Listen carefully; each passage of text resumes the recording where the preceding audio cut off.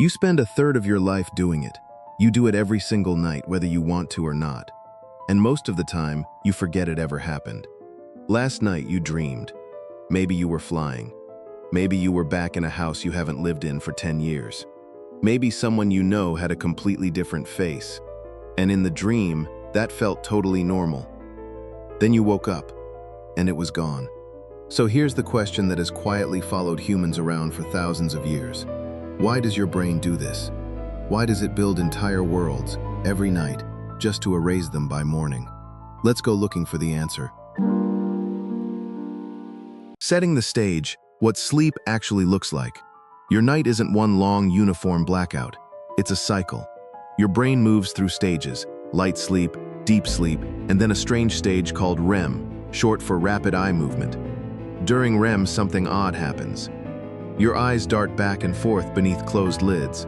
Your brain activity looks almost like it does when you're awake, but your body, your arms, your legs, goes essentially paralyzed. This is where most vivid dreaming happens. Your mind is wide awake, your body is locked down. You cycle through this 4 or 5 times a night, and each REM stage gets a little longer as the night goes on.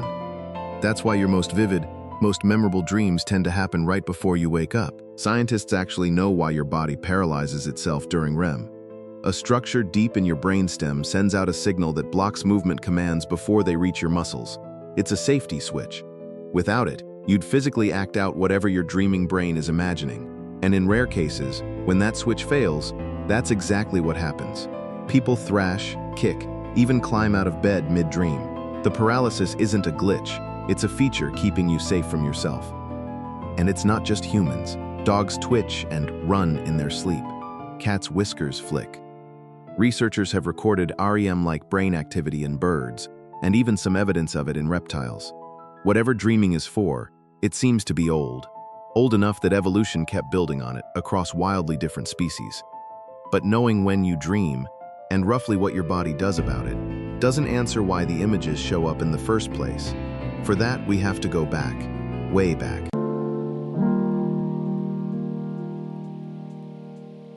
Theory 1. The old idea. Dreams as messages. For most of human history, the answer seemed obvious. Dreams meant something.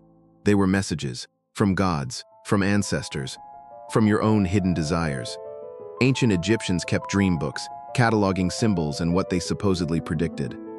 Sigmund Freud in the early 1900s argued dreams were coded wishes, your unconscious mind smuggling out desires too uncomfortable for your waking self to admit. It's a compelling idea. It's also, according to most modern neuroscience, not quite right. The problem is testability. You can't prove a dream means your fear of failure just because a tooth fell out. Symbols are subjective. Science needs something it can actually measure, so researchers turn to biology instead of symbolism.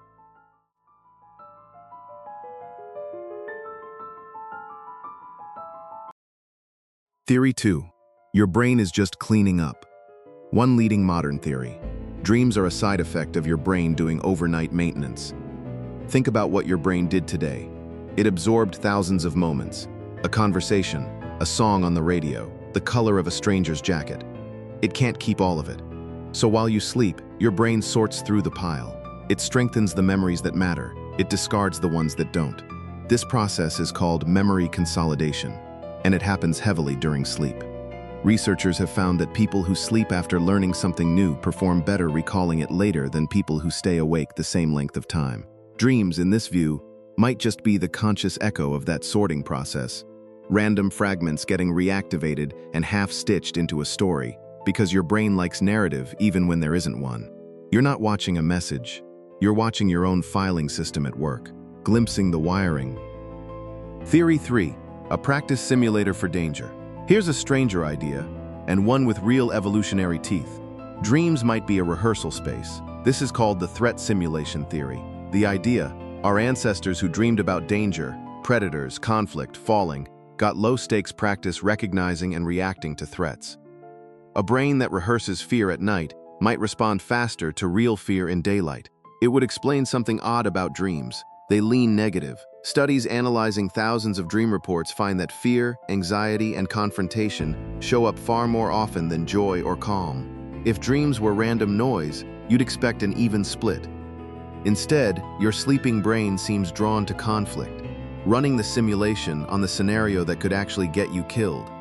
Not every scientist agrees this is the full picture, but it's a genuinely interesting possibility.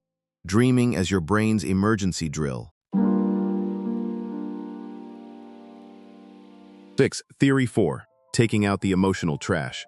There's a fourth idea, and it has to do with feelings, not facts. During REM sleep, one particular brain chemical drops to its lowest point of the entire day. Noradrenaline, a stress-related chemical tied to the fight-or-flight response. Some researchers argue this creates a rare window, a chance to revisit emotionally intense memories without the usual jolt of stress that comes attached to them. You relive the hard day, but with the volume on the anxiety turned down. Over time, this might be how your brain slowly detaches the sting from a memory while keeping the memory itself. The event stays, the pain fades.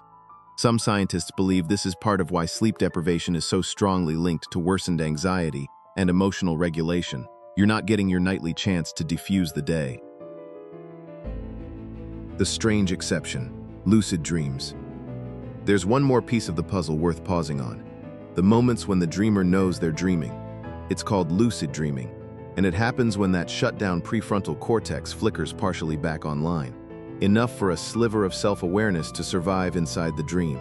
Suddenly, you're not just experiencing the dream, you're aware you're inside one. Some people, with practice, learn to influence what happens next, choosing to fly instead of fall, turning to face the thing chasing them. Researchers have studied this in sleep labs, using a clever trick. Since your eyes are one of the only body parts not paralyzed during REM, lucid dreamers can be trained to move their eyes in a pre-agreed pattern the moment they realize they're dreaming, signaling out, in real time, from inside the dream state itself. It's rare as a spontaneous experience, but it tells us something important. The line between awake and dreaming isn't as solid as it feels. It's a dial, not a switch. And that alone should make you a little more curious about what's happening in your skull every single night. So, which theory is right? Here's the honest answer. Probably all of them. A little. Neuroscience hasn't landed on one single, unified reason you dream. It's more likely that dreaming isn't one function. It's a side effect of several different overnight processes happening at once. Memory sorting, threat rehearsal, emotional recalibration, all colliding and getting narrated by a brain that can't resist telling itself a story. That might be the real answer to why your dreams feel so bizarre. You're not watching a crafted film. You're watching several unrelated background processes get stitched together by a storyteller working with scraps. Why you forget almost all of it. One last piece. Why does it vanish? During REM sleep, activity drops sharply in the prefrontal cortex, the part of your brain responsible for logic, decision-making, and forming clear memories. It's also relatively low in a chemical called norepinephrine, which normally helps cement memories in place while you're awake. Basically, the part of your brain that would normally write the dream down to long-term memory is offline while the dream is happening. Unless you wake up during or immediately after a dream, capturing it before the moment passes, it dissolves almost instantly. That's why the dream that felt so vivid at 4 a.m. is just a fog by the time you're brushing your teeth. Your brain never filed it away in the first place. So why do you dream?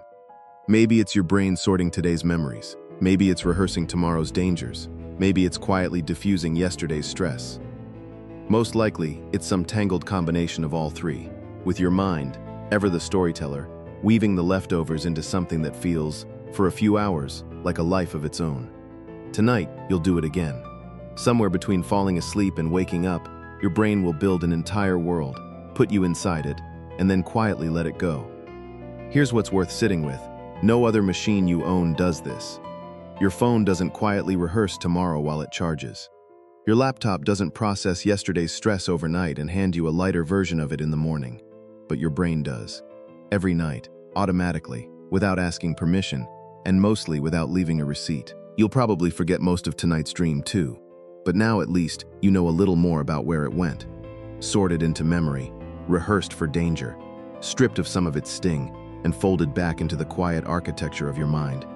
You just might not remember it, but it remembers you.